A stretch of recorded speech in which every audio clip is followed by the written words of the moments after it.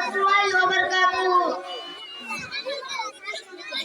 نحمده ونصلي على رسول الكريم. أما بعد فأعوذ بالله من الشيطان الرجيم.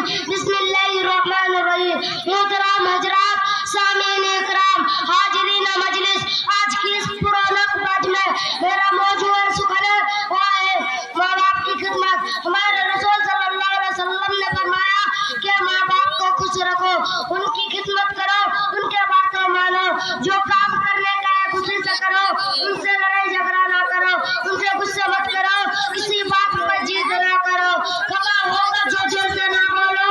یاد رکھو کیا نصیحت ہے پر یہ ماں باپ کی ہدایت ہے. نہ کرو ان کو تم کبھی نہ کچھ، ان کے قدموں کے نیچے جنت ہے.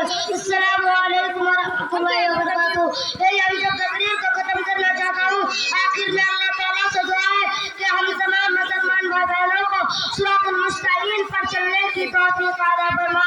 آمین. ربنا تقبل منا انك انت السميع العليم والحمد لله رب العالمين.